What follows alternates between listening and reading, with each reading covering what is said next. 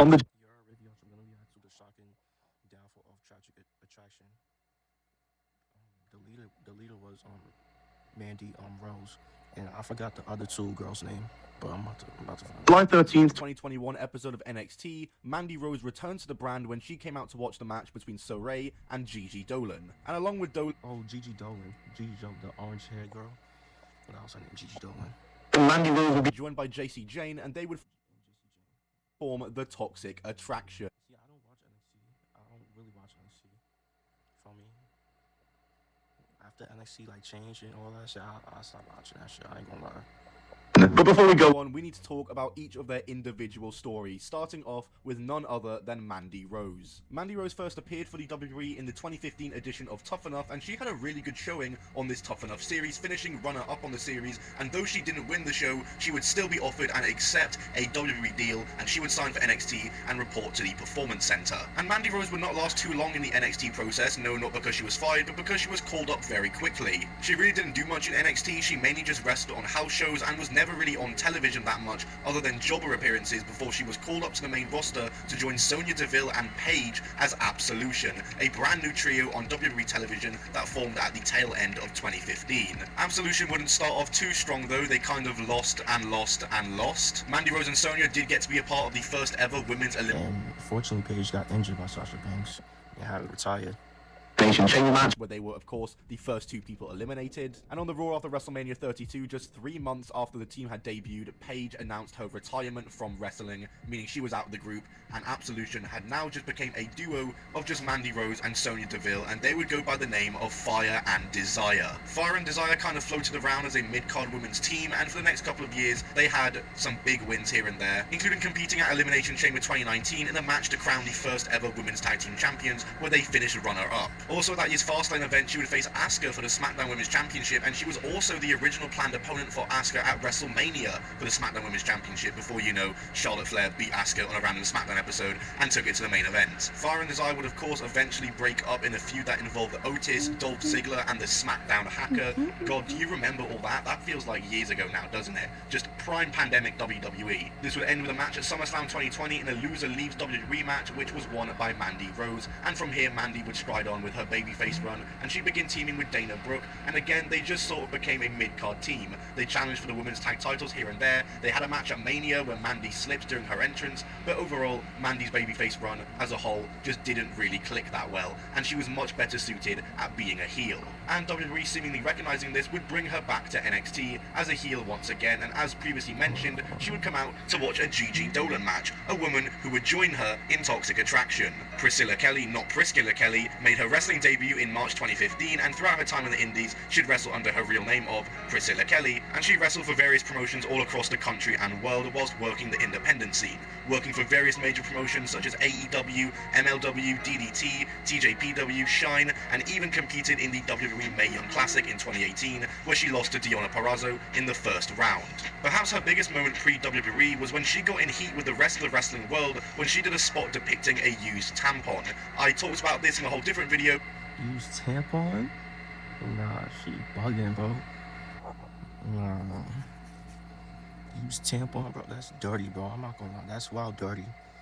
We don't need to get into it here. She made a surprise appearance at AEW All Out 2019 in the Women's Casino Battle Royal before she was signed to the WWE on January 20th, 2021. And for her first few months in the brand, she was playing a babyface, floating around the women's roster with no real direction, until she came together with Mandy Rose. And the whole point of the trio at first is that Mandy Rose believed that she could help the other two, and the three of them together could become a force in the women's division. But hey, we've not even discussed the third member yet, JC Jane. JC Jane made her wrestling debut in 2018 in the Florida wrestling scene using the name Avery Taylor. She would wrestle mainly across the Florida wrestling scene and even had a women's title reign with WXW, and she would make her NXT debut on the September 23rd, 2020 episode, competing in a women's contender battle royal, of course, losing it. It wasn't until February 24th, 2021 that she would officially sign with the WWE, and she wouldn't debut until July of 2021 under the ring name of JC Jane, debuting in the July 20th episode, losing to Frankie Monet. Mandy Rose, Gigi Dolan, and JC Jane would come together to form the Toxic Attraction.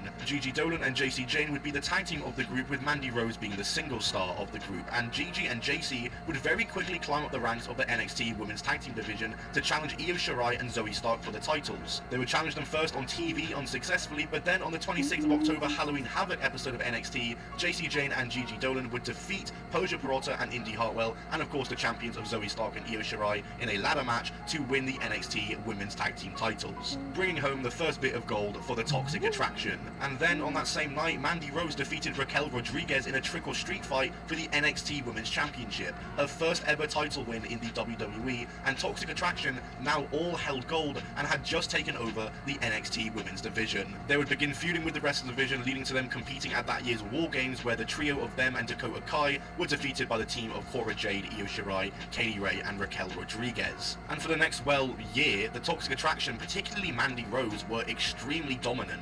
Gigi and JC's tag title reign lasted until 4th of February 2022, when they lost the titles to Dakota Kai and Raquel Rodriguez at Stand and Deliver. Luckily for them though, they'd win them back 3 days later, making them two-time champions. And they would finally drop the titles properly at NXT Great American Bash in July of 2022, losing them to Cora Jade and Roxanne Perez. Mandy Rose's women's title reign was quite a different story though, as she beat the likes of Cora Jade, Alba Fire, Io Shirai, Roxanne Perez, Indy Hartwell, Dakota Kai, Ivy Nile, Zoe Stark, Nikita Lyons, Thea Hale, and every single challenger laid out in front of her to retain the gold. She even beat Miko Satomura and Blair Davenport in a unification match for both the NXT and NXT UK women's belts. She was truly on top of the division. Mandy Rose would finally lose the NXT women's title to Roxanne Perez on the 13th of December 2022 episode of NXT, ending her reign at 413 days with 12 success. That's mad long, bro. That's dumb long. Damn, like Mandy Rose almost held the almost held that title like CM Punk did, and you know, like CM Punk did with his WWE Championship, you know, like 400-something days. Like, you know, Roman Reigns is holding that title right now, and he held that title, hold the Universal title in like 3 years, bro. 3 fucking years. Successful defenses, a true fighting champion and a great champion. But then just a day after losing the title, she was fired by the WWE. What?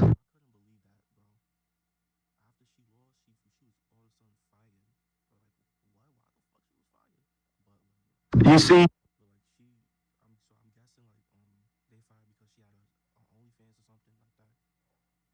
earlier that week, photos that Mandy Rose had posted of herself on her exclusive fan site were leaked onto social media. And the story goes that the WWE saw these images and were unaware of the explicitness of what she was posting on her page, and thought the content of her site was outside the parameters of her deal, and thus fired her. It was really a damn shame, as Mandy Rose had really come into her own as a singles worker, and losing the title made many believe she was going to return to the main roster. However, that would of course never happen, and we would never get to see that. As for Gigi Dolan, JC Jane, and Toxic Attraction as a group, they would carry on for a bit with no storyline reason given as to why Mandy wasn't there, but eventually JC Jane would turn on Gigi, thus ending the group for good. JC Jane now is currently in the middle of a heel run in NXT, whereas Gigi Dolan is now a babyface. Mandy Rose is still out of wrestling and supposedly made a whole lot of bread from her fan site after leaving the WWE, but hopefully we can see her return in the near future, because I think she had a great run in NXT, and I'd love to see her do it again on the main roster.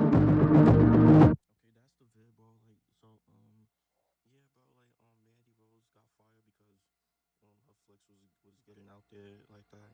She had an OnlyFans, I believe. And yeah, bro. Comment down below, like, what is your thoughts on Toxic Attraction? And for the fellas, I got a question for y'all. Which out of the three is the most cutest, the prettiest? Let me know, bro. Make sure y'all like, comment, make sure y'all like, comment, subscribe. Y'all know the vibes. WavyOcho checking out you are.